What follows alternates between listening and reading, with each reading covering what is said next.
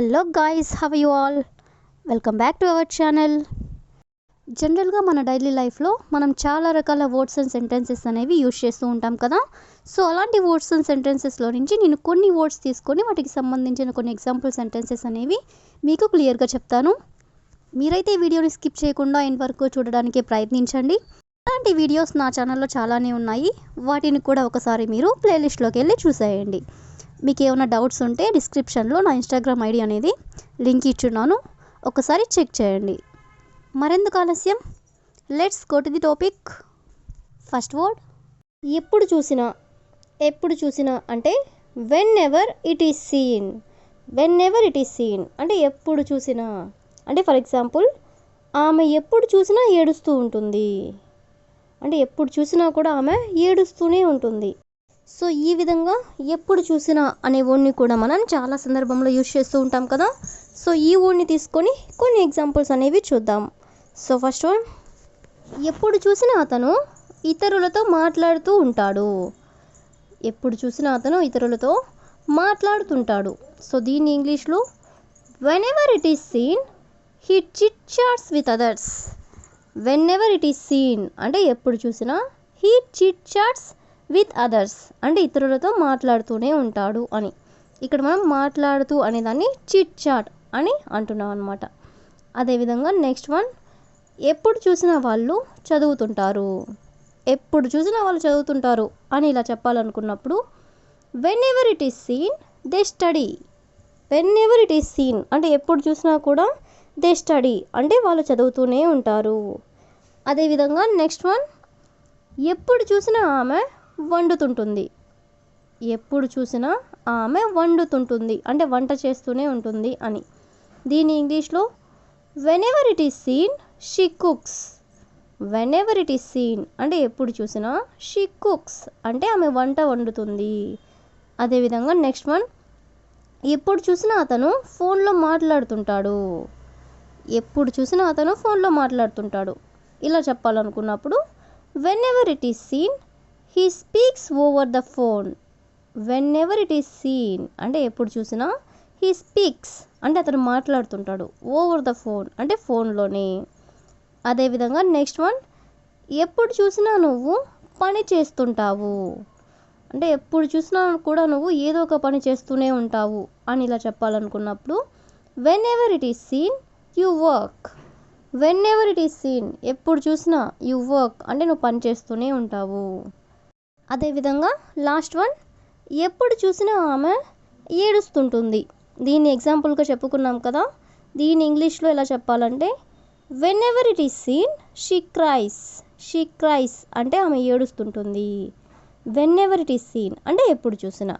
So ఈ విధంగా మనం ఎప్పుడు చూసినా అనే వర్డ్ని తీసుకొని కొన్ని ఎగ్జాంపుల్స్ అనేవి చూసాం కదా. నెక్స్ట్ వన్, ఆ వార్త విన్న తర్వాత నా మనసంతా పాడైపోయింది అంటే ఏదో ఒక ఇన్సిడెంట్ గురించి మనకు తెలిసినప్పుడు అది విన్న తర్వాత నా మనసంతా పాడైపోయింది అని ఇలా చెప్తూ ఉంటారు కదా. సో ఇలా నా మనసంతా పాడైపోయింది అనే వర్డ్ని తీసుకొని కొన్ని ఎగ్జాంపుల్స్ అనేవి చూద్దాం. సో ఫస్ట్ వన్, వాళ్ళని కలిసిన తర్వాత నా మనసంతా పాడైపోయింది అంటే మనకి నచ్చిన వాళ్ళని మనం కలిసినట్లయితే మనకి ఇలా అనిపిస్తూ ఉంటుంది కదా, అరే వీళ్ళని కలిసాను నా మనసంతా పాడైపోయింది అనే విధంగా.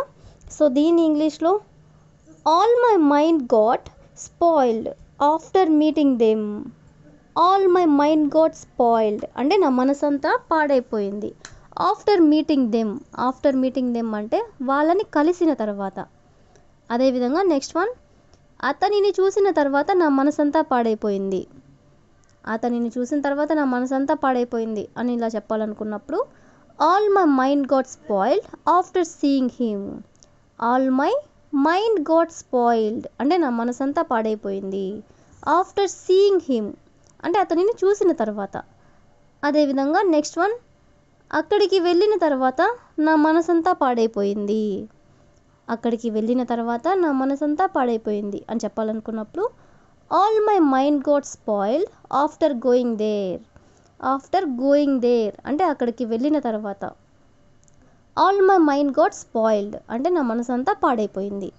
అదేవిధంగా నెక్స్ట్ వన్, ఆమెతో మాట్లాడిన తర్వాత నా మనసంతా పాడైపోయింది. ఆమెతో మాట్లాడిన తర్వాత నా మనసంతా పాడైపోయింది అని చెప్పాలనుకున్నప్పుడు all my mind got spoiled after talking to her. After talking to her అంటే ఆమెతో మాట్లాడిన తర్వాత. All my mind got spoiled అంటే నా మనసంతా పాడైపోయింది. అదేవిధంగా నెక్స్ట్ వన్, ఆ పని చేసిన తర్వాత నా మనసంతా పాడైపోయింది అంటే మనకి ఇష్టం లేని పని ఏదైనా చేసిన తర్వాత నా మనసంతా పాడైపోయింది అని ఇలా అనుకుంటూ ఉంటారు కదా. దీన్ని ఇంగ్లీష్లో all my mind got spoiled after doing that work. After doing that work అంటే ఆ పని చేసిన తర్వాత. సో ఈ విధంగా మనం నా మనసంతా పాడైపోయింది అనే వర్డ్ని తీసుకొని కొన్ని ఎగ్జాంపుల్స్ అనేవి చూసాం కదా. నెక్స్ట్ వన్ చూడండి, ఎప్పుడైనా అంటే ఫర్ ఎగ్జాంపుల్ ఎప్పుడైనా నాకు కాల్ చేయండి లేదా ఎప్పుడైనా ఇక్కడికి రండి అని ఇలా ఎప్పుడైనా అనే వర్డ్ని యూజ్ చేస్తూ మనం చాలా సందర్భంలో వాడుతూ ఉంటాం కదా. సో ఈ వర్డ్ని తీసుకొని కొన్ని ఎగ్జాంపుల్స్ అనేవి చూద్దాం. సో ఫస్ట్ వన్, ఎప్పుడైనా పళ్ళు తినండి అంటే ఫ్రూట్స్ ఎప్పుడైనా తినండి అని చెప్పాలనుకున్నప్పుడు do ever eat fruits. Do ever అంటే ఎప్పుడైనా, ఈట్ ఫ్రూట్స్ అంటే పళ్ళు తినండి. అదేవిధంగా నెక్స్ట్ వన్, ఎప్పుడైనా నాతో మాట్లాడండి.